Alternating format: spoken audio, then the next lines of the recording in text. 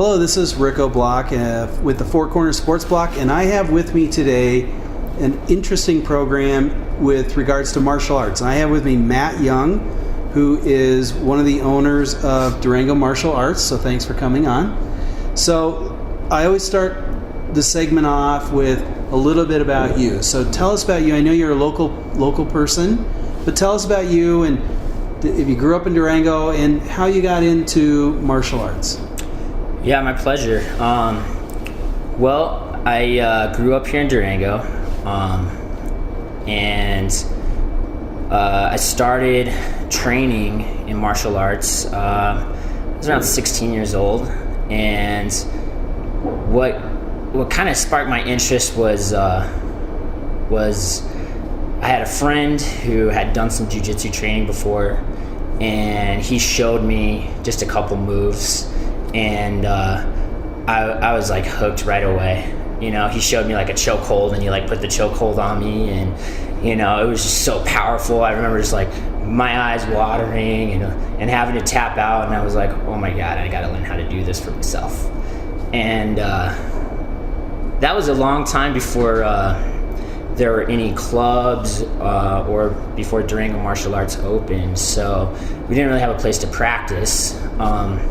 We would practice at the rock climbing gym back when it was Animus City Rock, and we would just get together, and whenever it all closed down, I had a buddy who worked there, and he'd let us in at like after hours, and we would just practice Brazilian Jiu-Jitsu on their mats that they had. And so I practiced like that for a couple years, and then a club started up at the sports club, and there's a new instructor who had just recently moved to town, and he started teaching there, and so I went there and started learning under him. He had more knowledge than my buddy, and then trained there for many years. And I mean, I was the only one in class for a lot of classes, but I'd still show up every single week, and I'd practice, and I was 16 or 17 years old at the time, and my instructor was, he had a few fights. He's much bigger and stronger than me, but so he basically just threw me around and kicked my butt for an hour. And then eventually 2006, Chris Jones, who is my partner here at the gym now, moved to Durango and wanted to open a Brazilian Jiu-Jitsu, Muay Thai, and mixed martial arts gym.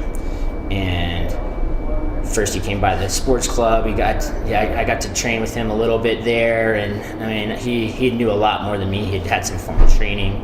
He'd gone down to Brazil and trained Brazilian Jiu-Jitsu in Brazil with some really big names in the Jiu-Jitsu world, and so he had all this knowledge. And so as soon as Durango Martial Arts opened, I was there and started training. I think the first time it was actually a week before they even officially opened, and I just stopped by the gym, and Chris was sweeping the mat.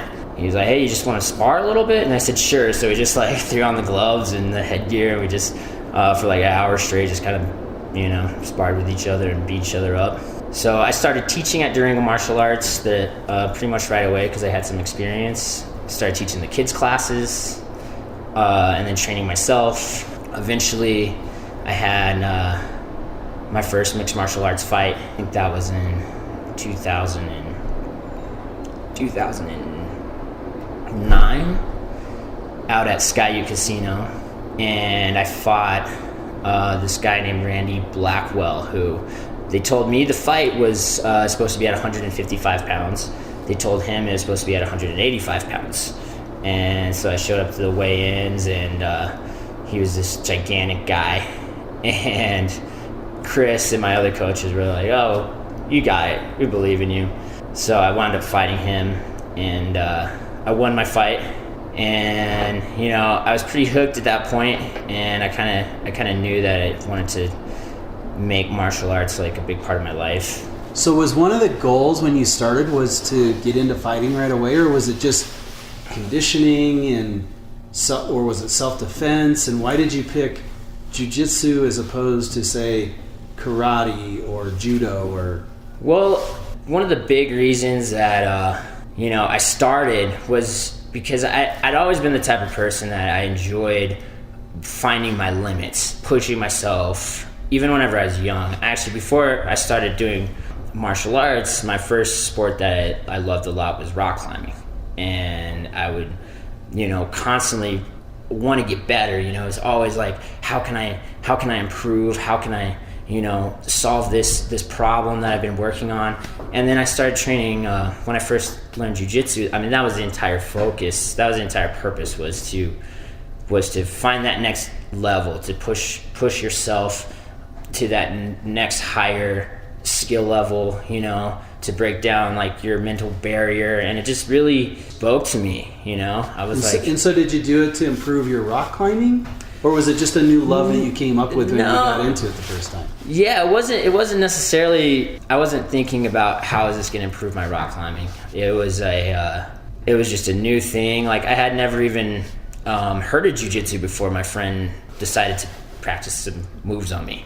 And I'd never really seen anything like it, It just, the power of it, where I could really feel its effectiveness, and I'd always been interested in martial arts. I watched all the martial arts movies when I was a kid. I'd seen a few UFC and mixed martial arts fights, but then once I actually got to feel it for myself, I knew that it was real, that it worked. Whereas, I'd seen other people demonstrate karate before, kung fu, and they would show these elaborate motions, punching and kicking at the air, and then explaining, if I did this to you, it would knock you unconscious, or if I hit you here, I would shatter your rib, and it was all kind of just, it was like theory. It didn't really seem real. I'm like, really? So if you hit me there, I would definitely, you'd break my rib, or, how do you know you wouldn't knock me unconscious? What would you do then? Where in jiu-jitsu, like, everything was right. If I couldn't perform the chokehold, and the guy got out, that was just the reality.